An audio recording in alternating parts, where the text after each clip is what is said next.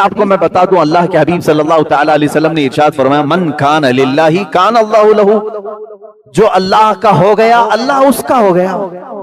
یہاں تک کہ حدیث قدسی ہے، یہ حدیث قدسی کہتے ہیں فرمان اللہ کا ہے، زبان نبی کونین کی ہے صلی اللہ علیہ وسلم۔ حضور صلی اللہ علیہ وسلم نے بیان کیا لیکن وہ کلمے اللہ کے۔ اس حدیث قدسی میں اللہ فرماتا ہے ایک بندہ مجھ سے قریب ہوتا ہے، قریب ہوتا ہے، اتنا قریب ہوتا ہے کہ میں اس کا ہاتھ بن جاتا ہوں جس سے وہ پکڑتا ہے۔ کون کہہ رہا ہے؟ اللہ عز و جل۔ رب تعالیٰ فرماتا ہے میں اس کی زبان بن جاتا ہوں جس سے وہ بولتا ہے، میں اس کے کان بن جاتا ہوں جس سے وہ سنتا ہے۔ اللہ تبارک و تعالیٰ یہ ارشاد فرما رہا ہے یہ حدیث قدسی میں۔ تو بندہ اپنے آپ کو اتنا قریب کرتا ہے، اتنا قریب کرتا ہے کہ اللہ رب العزت اس کے اعمال کو اپنا عمل فرما رہا ہے۔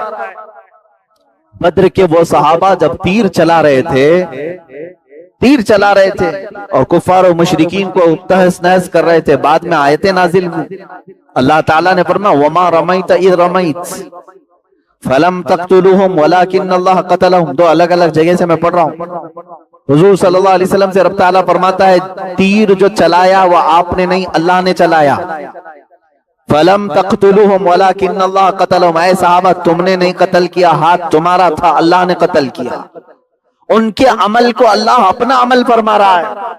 یہ وہ مقام ہے جس کی طلب ہر مسلمان کو ہونی چاہیے، ہر مومن کو ہونی چاہیے۔ اے اللہ مجھے اس مقام تک پہنچا دے جہاں میرا چلنا پھرنا ہر چیز تیری رضا کے مطابق ہو جائے۔ یہ کب ہوتا ہے؟ جب سچی طلب ہو۔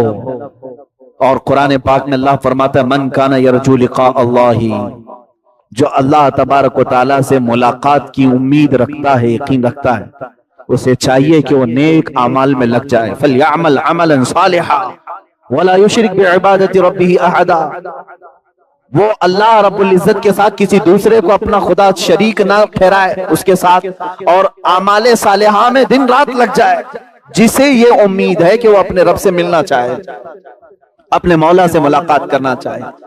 میرے عزیزو اس آیت کا پورا خلاصہ میں یہ بتا رہا ہوں کہ دنیا میں اگر کچھ مانگو تو آخرت کی طویل زندگی میں اللہ کی رضا مانگو، اللہ کی رضا مانگو۔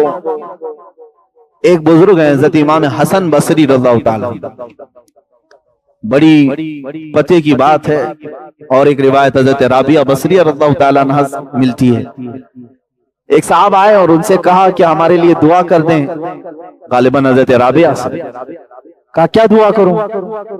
انہوں نے کہا کہ دعا کر دیں اللہ مجھ سے راضی ہو جائے۔ ابھی میں نے کہا نا دعا تو یہی کرنا چاہیے، اللہ مجھ سے راضی ہو جائے۔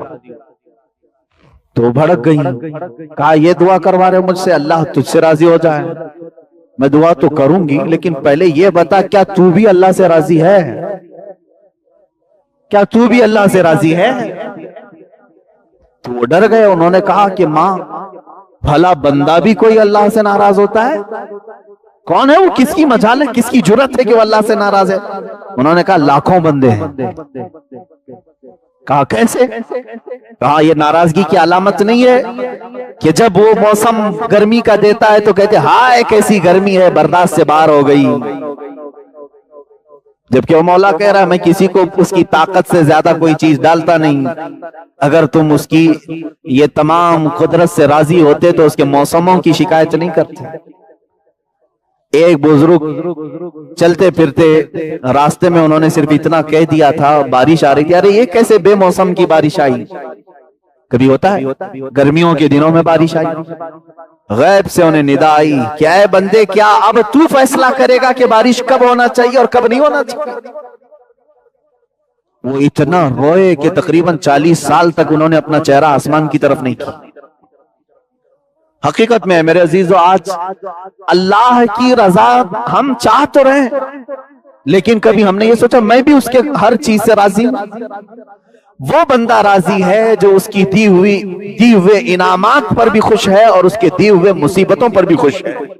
لیکن یہاں ہوتا نہیں ہے، بندہ مصیبتوں پر ناشکری کرتا ہے اور انعامات پر اسے بھول جاتا ہے۔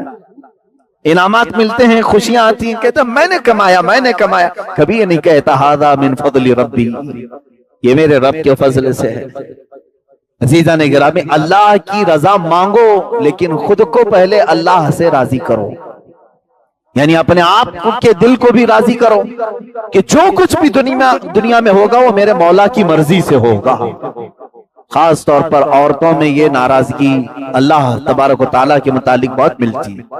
تم ناراض ہوگے اللہ تعالیٰ سے تو اس کا کچھ نہیں بگاڑ سکو گے، تمہاری دنیا بھی تباہ ہے اور آخرت بھی تباہ ہے۔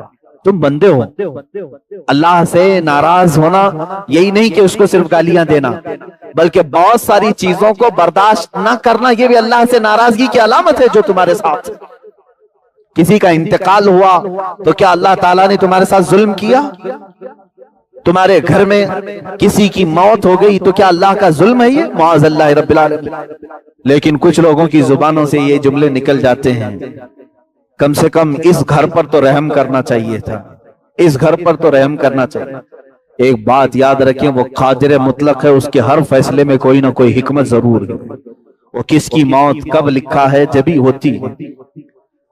یہاں تک کہ فرشتوں میں سے بھی مقرب فرشتوں کو بھی یہ اختیار نہیں ہے کہ اس کے دیے ہوئے وقت سے ایک آن پہلے یا بعد کو ٹال سکیں یا پہل کر سکیں۔ وہ اللہ رب العزت کی حکمتوں میں سے بندے مومن کو یہ چاہیے کہ ہر کام پر اس سے راضی رہے، اس کے بعد اس کی رضا کا سوال کرے۔ بات صحیح ہے؟ پہلے خود راضی ہو اللہ کے ہر حکمت سے اور اس کے بعد سوال کرے اے اللہ تو بھی مجھ سے راضی ہو جا، تب بات دونوں برابر کہلائے گی۔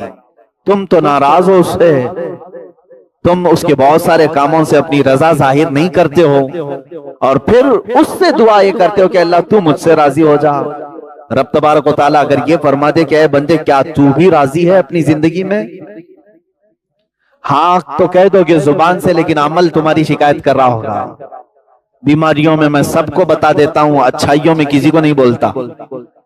دکان 100 دن چلایا، 99 دن فائدہ رہا، ایک دن نقصان ہوا، وہ نقصان کے دن کئی لوگوں کو شکایت تو کر دے گا، فائدہ جتنے دن ہوا تھا وہ سب کو نہیں بتائے گا۔